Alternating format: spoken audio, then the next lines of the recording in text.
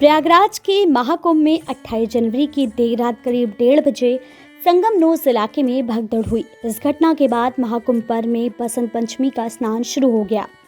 बसंत पंचमी का पर्व रविवार को मनाया गया, जबकि तिथि के अनुसार इसका अमृत स्नान आज यानी सोमवार को है।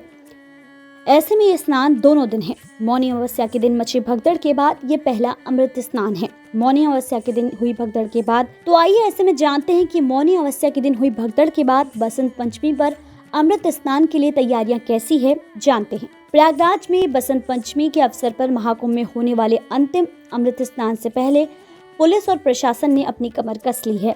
उत्तर प्रदेश के मुख्यमंत्री योगी आदित्यनाथ के जीरो एरर के निर्देश के अनुपालन पर सभी ने पूरी ताकत लगा दी है। बसंत पंचमी के अवसर पर 4 से 5 करोड़ श्रद्धालुओं के डुबकी लगाने का अनुमान है। यूपी सरकार ने मेले के संचालन की निगरानी के लिए 2 वरिष्ठ आईएएस अधिकारियों को भी तैनात किया है। भीड़ नियंत्रण खुद कर रहे हैं अपर पुलिस महानिदेशक भानु भास्कर खुद मेला क्षेत्र में भीड़ नियंत्रण उपायों की देखरेख कर रहे हैं। महाकुंभ हादसे के बाद मुख्यमंत्री योगी आदित्यनाथ ने शनिवार को प्रयागराज का दौरा किया। उन्होंने घटनास्थल का निरीक्षण किया, साथ ही प्रशासन से सुरक्षा के चाक चौबंद इंतजाम के निर्देश भी दिए। वहीं मुख्यमंत्री ने घायलों को देखने के लिए विभिन्न अस्पतालों का भी दौरा किया। बसंत पंचमी स्नान के मद्देनजर रूट प्लान जारी किया गया है। श्रद्धालु काली सड़क के रास्ते मेला क्षेत्र में दाखिल होंगे और त्रिवेणी मार्ग से एग्जिट करेंगे। सुरक्षा कर्मी दोनों ही पॉइंट पर अलर्ट मोड में रहेंगे। भीड़ नियंत्रण के लिए भी खास तैयारियां की गई हैं। ये भी सुनिश्चित किया गया है कि श्रद्धालु सभी 44 घाट पर स्नान करें, न कि केवल संगम पर ही भीड़ ज्यादा हो। भगदड़ के मद्देनजर मेला में मुस्तैद हुए पुलिस अधिकारी। मेला क्षेत्र में मौजूद पुलिस अधिकारियों को ये सुनिश्चित करने का निर्देश दिया गया है कि घाटों पर कहीं भी भीड़ एकत्र न हो और श्रद्धालु स्नान के बाद तुरंत अपने अगले गंतव्य के लिए निकल जाएं। पवित्र स्नान करके लौट रहे रूपम चंद्र ने बताया कि संगम घाट पर स्नान के बाद श्रद्धालुओं को हटाया जा रहा है। घाटों को खाली कराने के लिए पुलिस की टीम हर दिशा में सीटी बजा रही है। वहीं एसएसपी राजेश द्विवेदी ने बताया कि सभी श्रद्धालु से अपील की जा रही है कि पवित्र स्नान के बाद घाट से दूर हटते जाएं। बसंत पंचमी तिथि रविवार से शुरू होकर सोमवार पूरा दिन भर रहेगी। दोनों ही दिन श्रद्धालु डुबकी लगाएंगे।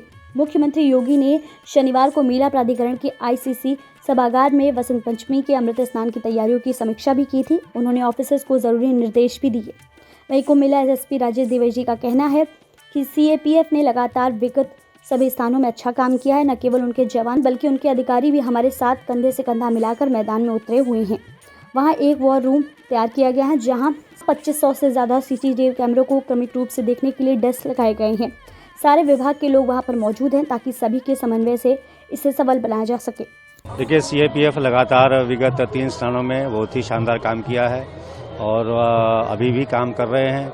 न सिर्फ उनके जवान बल्कि उनके अधिकारी भी हमारे साथ कंधे से कंधा मिलाकर के फील्ड में उतरे हुए हैं। उन्होंने अच्छी तरह से समझ लिया है कि उनकी ड्यूटीज़ किस प्रकार की हैं। ऐसा है कि आप समझ सकते हैं कि हर जगह एक प्रकार की ड्यूटी नहीं है। कहीं पर घाट में ले जाना है, कहीं पर घाट से ले आना है, कहीं ट्रैफिक चलानी है, कहीं ट्रैफिक रोकनी है। इस प्रकार के जो वेरियस सिनेरियोज है, जैसे अखाड़ा है, अखाड़े में अलग ही ड्यूटी है। अखाड़ों को स्नान के लिए ले जाना है, पब्लिक से दूर रखना है, कहीं कहीं पर पब्लिक को आने देना है। इसके लिए सब अच्छी तरह से ट्रेंड है। उनके ऑफिसर सारी बातें समझ गए हैं और हमारे साथ मिल करके अच्छा काम कर रहे हैं। रविवार दोपहर तक 90 लाख लोगों ने किया संगम स्नान। बसंत पंचमी स्नान के लिए भीड़ पहले से ही बढ़ रही है। रविवार दोपहर 12 बजे तक करीब 90 लाख श्रद्धालु गंगा और संगम में डुबकी लगा चुके हैं।